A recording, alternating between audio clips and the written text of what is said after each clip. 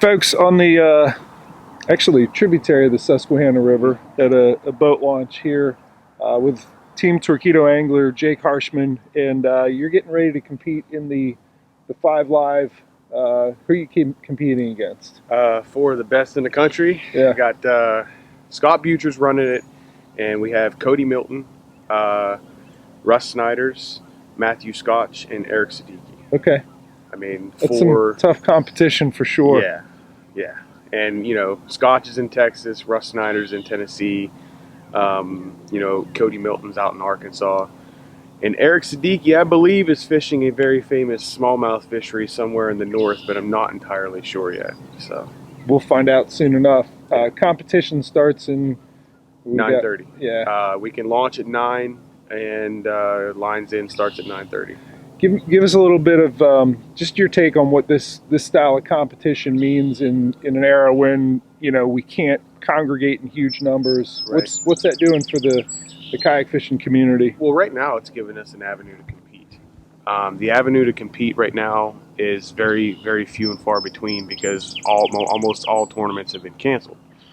So Scott and you know, his team came up with this idea, and you know, he's selecting random people and pairing them up against each other throughout the country, and it's just given us that, you know, all of us have that competitive nature and we want to get out there and fish, and this is, you know, this is fulfilling that need for us right now, which is, it's huge, and it's a really cool format too. I mean, if you think about it, you know, you could compare it to, you know, MLF at a much smaller stage, you know, but that's kind of what it's like. It's like we're getting to fulfill that dream to fish professionally on TV.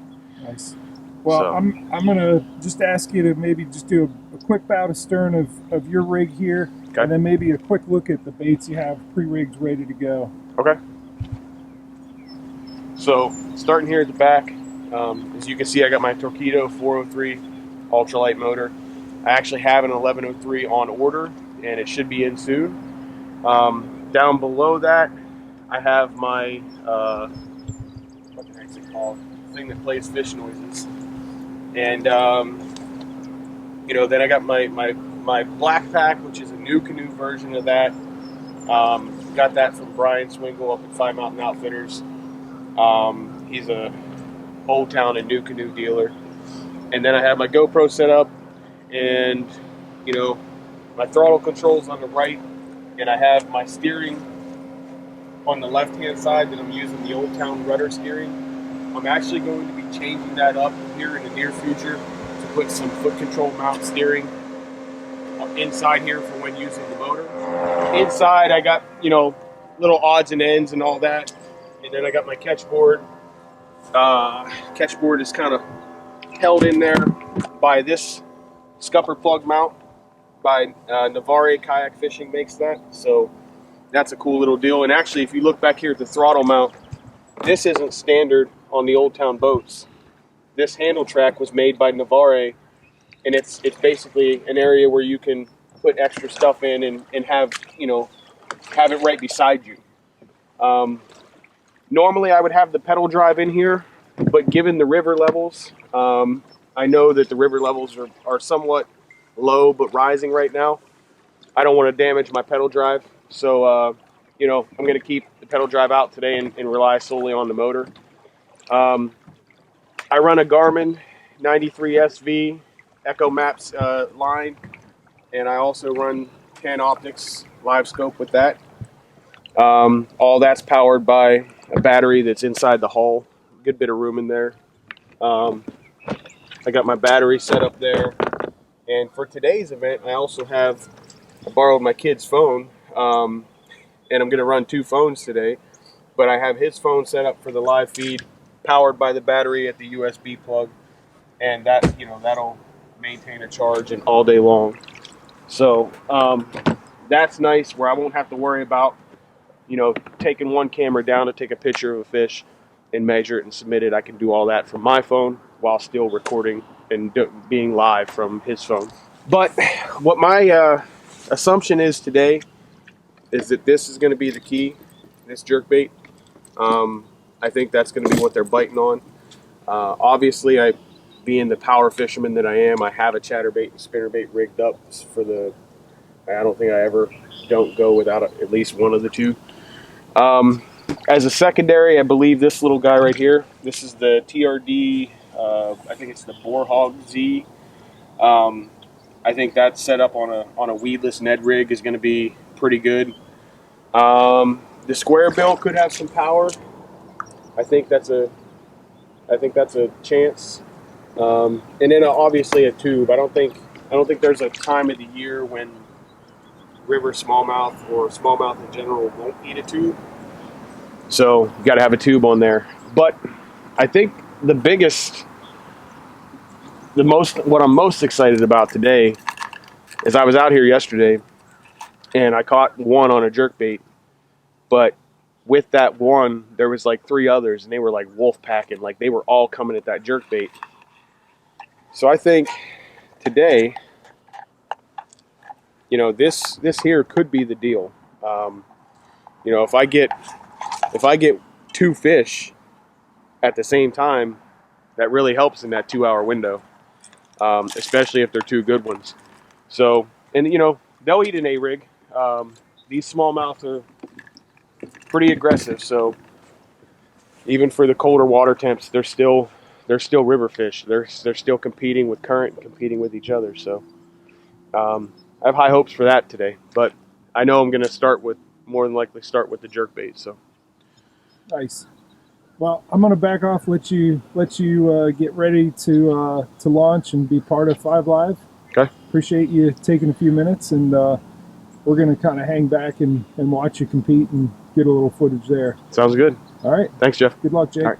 So lines in is at 9:30. The competition runs from 9:30 till 11:30, but they can actually put in right around 9 and actually take off at 9 o'clock. So Jake's getting ready to take off here. One of the interesting things about the competition is that it is just a 2-hour window, and it starts kind of mid-morning. There's a lot of bank fishermen back here. I know we've had a couple jet boats roll through as we're filming his bow to stern video. There's certainly a lot of pressure, and we've seen that before in previous 5 Lives where community holes, they have a lot of pressure. So that's part of the decision making a competitor has on, hey, where do I go, and am I going to run into trouble with other anglers being at that spot. All right, I've hopped out of the water just to get out of his way, but you can see he's right there behind me, and I got in a high perspective up on this bridge. Let's go take a look as it is almost 9:30, almost time for lines in. I got 9:29.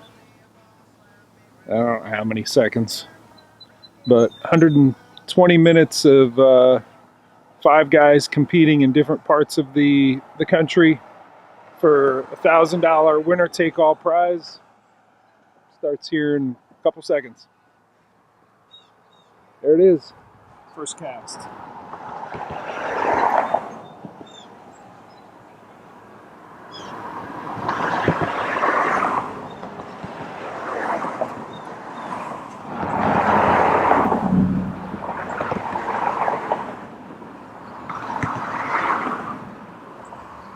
Looks like he got snagged, but he's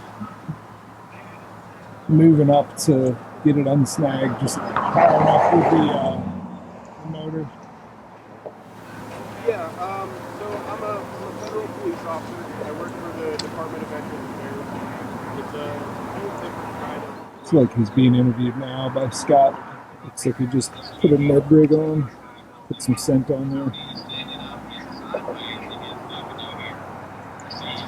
He's progressively slowed down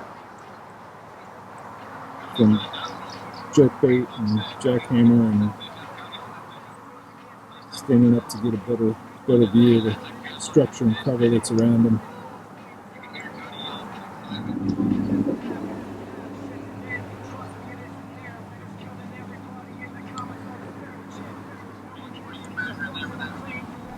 All right, he's heading up the creek. I'm gonna hop back in the boat, maintain my distance, but follow him up there, see what he's getting into.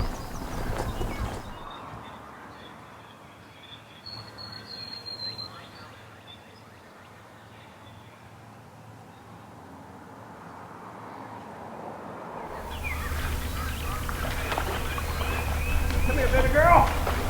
Woo! Oh, got one on the camera. All right, first fish for Jake. Looked like a good one on a square bill.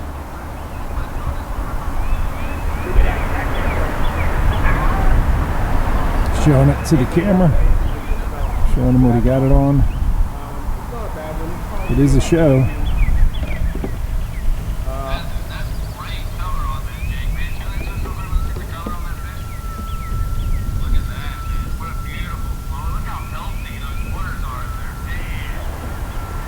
This is a less than average fish.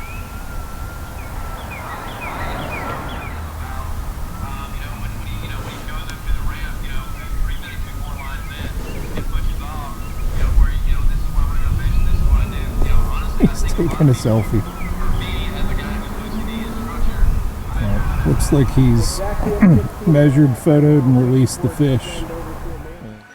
This spot is not going to be as productive as I initially hoped, because I believe that water level is not up where I need to be.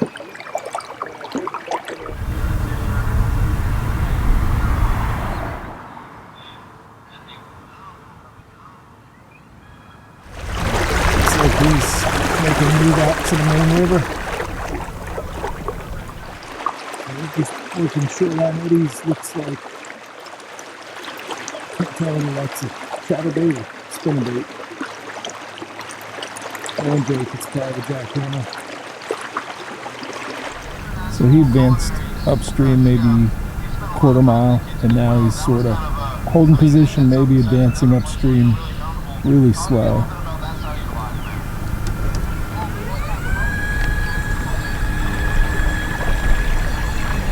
Making another run against that strong current.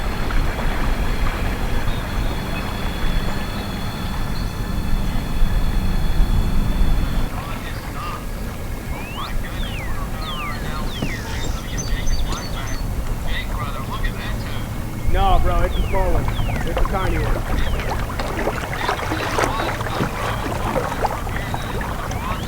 2 miles an hour upriver with about 3-4 miles an hour with the current. That'll do that.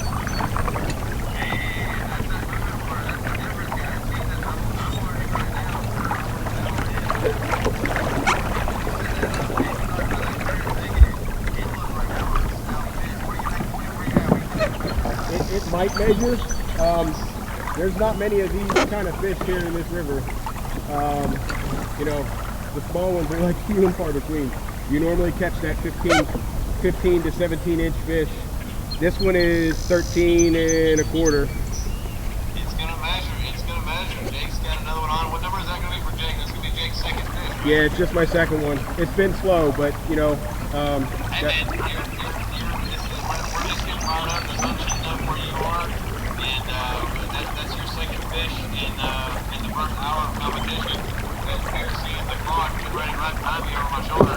14 together with the rear and the half big point of this 2-hour fish USA shootout presented by Cash and Rods. We got Big there representing the town team. He's got another smallie walking around the board there getting some photos. So I've fished with Jake a bunch, and this is one thing he does really well, which is to move fast and cast a lot with that jackhammer.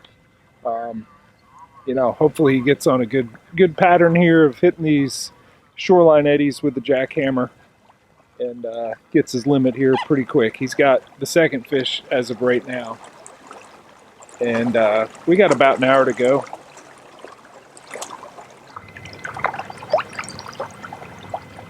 I think he just missed a strike in there.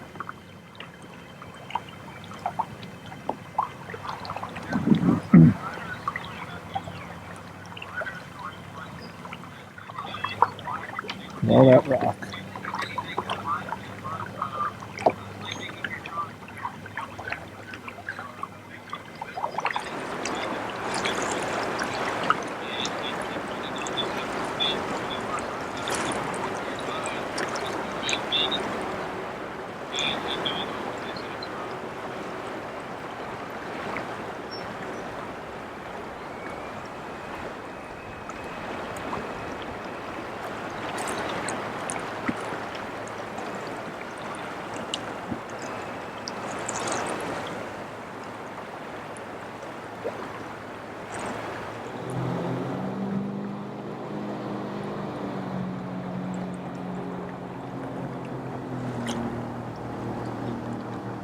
Hey, that's the best man.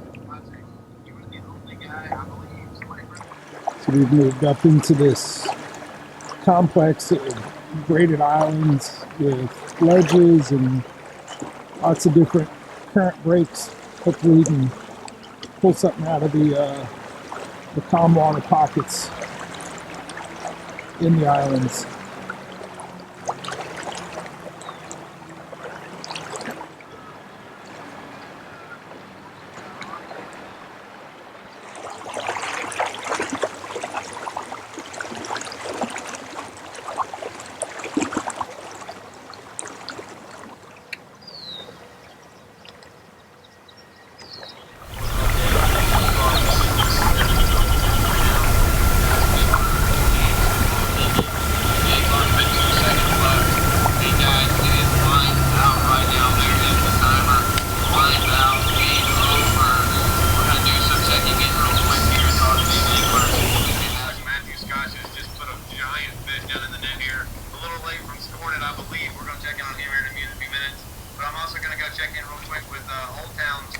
Harshman real quick and have a conversation with him. Jake, man, a lot of pressure in this pressure cooker of an event. Dude, let me roll there a carpet for you, man. Thanks, sponsors. Give shout outs. Here's your opportunity, brother. I mean, where's your mindset now after 2 hours of this pressure cooker? I'm gonna go fishing. A huge thank you first and foremost to Old Town. Old Town believed in me way earlier than they should have. And, I can't imagine where I would be today without their support. Getting me in this event and supporting me through it. Huge thank you to Old Town. I think, their boats are just absolutely phenomenal, both lake boats, but obviously I'm a river guy, and it's this hull design is why I chose this boat, and it's why I won't, get out of this boat until they make something better, But huge thank you to Torpedo. That's recent. My good friend of mine, Jeff Little, asked me to join Team Torpedo a few weeks ago, and that became official.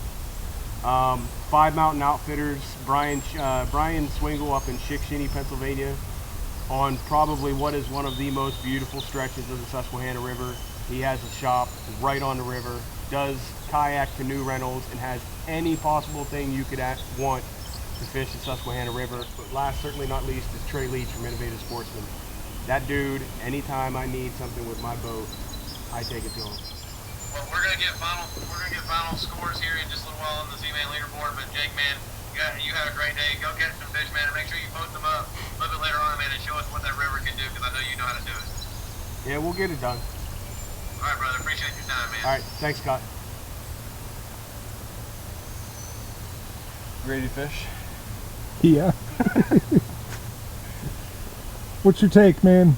I mean, it's tough. The creek mouth wasn't working out the way I wanted it to, and there's a lot of company there. I really wanted to fish that bank closest to the launch there, because I knew that that's where numerous fish had been being caught. But I think there was like 8 or 10 people fishing from the bank there, and then there's jet boats and kayaks, and rather than go up the creek, I figured try the main river.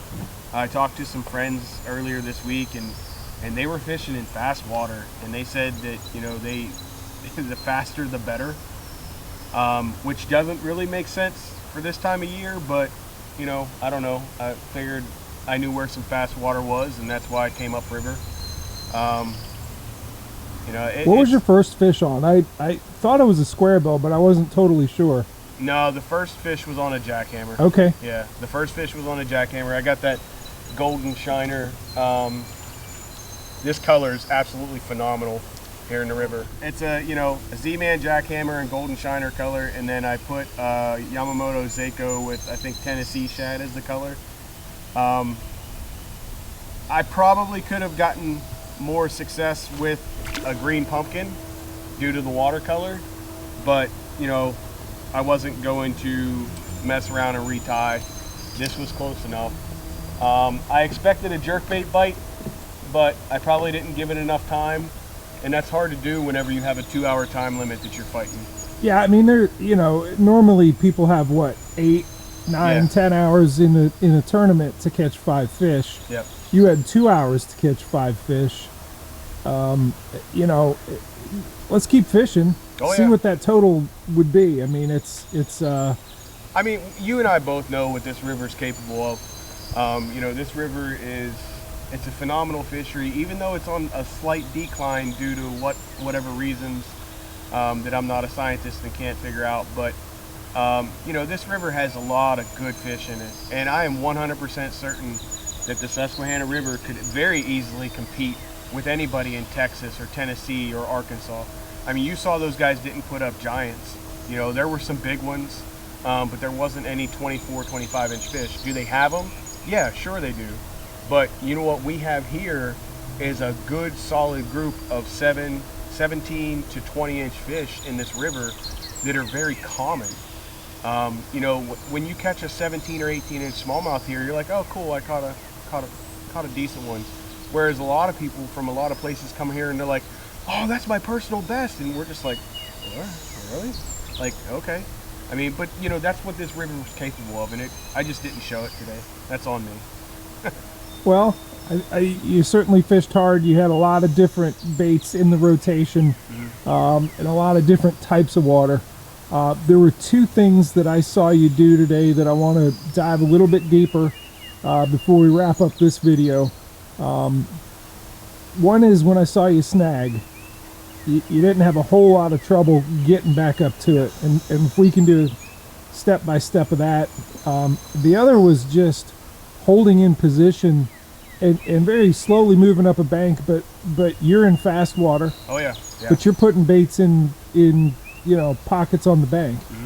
So let's kind of dive into those 2 things. We don't have to do it here, but let's go out and pick an example and do it. Okay. All right. It's easy. Cool.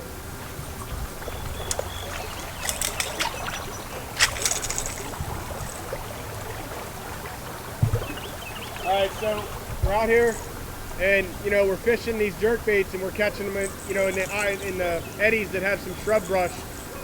But sometimes you get hung up, and without the aid of the motor, this would really be a pain in the butt, and would probably end up losing a lot of money in jerk baits. So with the motor, you can just cruise right up to it, get yourself in there, and normally get it unhooked pretty easy. Let's see how good I'm hooked up here. And we're out. That's how you do it.